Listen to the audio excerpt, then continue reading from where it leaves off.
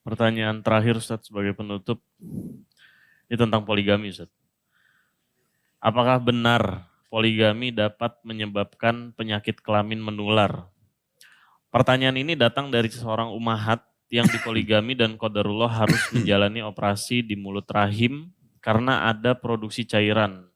Walaupun dokter tidak memvonis itu adalah penyakit kelamin, namun ada ummahat yang menghembuskan syubhat hal itu terjadi karena suaminya poligami. Sama sekali tidak benar. Jadi sama sekali tidak benar. Karena tidak ada hubungannya antara poligami dengan penyakit kelamin. Ya, poligami adalah sunnah Nabi SAW. Orang menikah. Tetapi kalau penyakit itu datang dari individu, ya, mungkin bisa terjadi.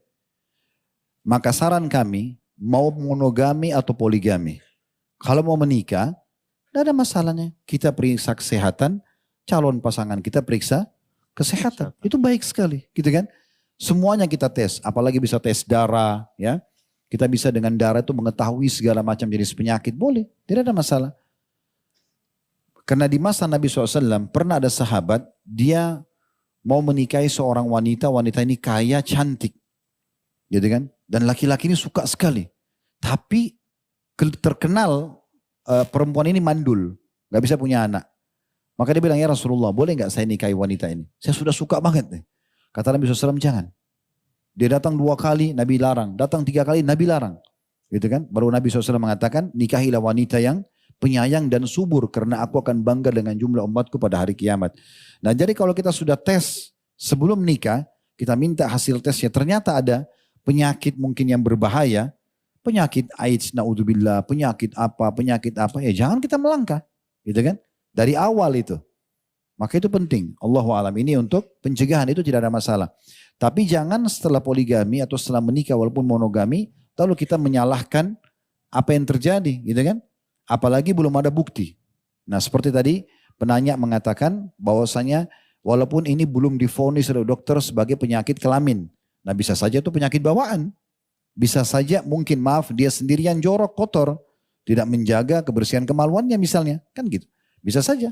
Nah ini bisa banyak penyebab-penyebab kan gitu.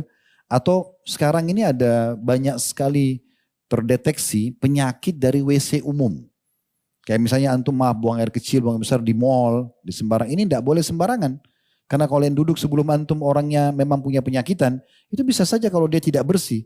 Ada baiknya antum bawa tisu basah, antum lap dulu, ya maaf kloset itu.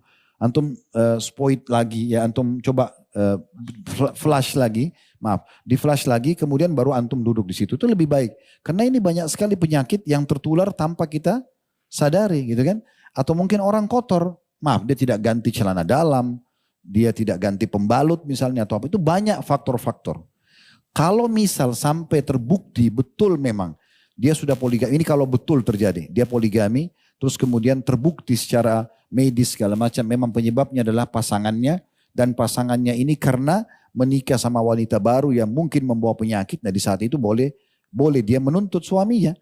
Boleh dia membahasakan kenapa kamu tidak periksa, kenapa kamu tidak begitu dan begitu. Sambil dia ikhtiar berobat dan juga bersabar atas ujian tersebut. Tapi kalau tidak terbukti secara ilmiah tidak boleh.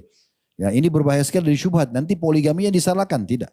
Ya, poligami tidak akan mendatangkan penyakit dengan izin Allah subhanahu wa ta'ala. Ini kasuistik terjadi secara individual saja.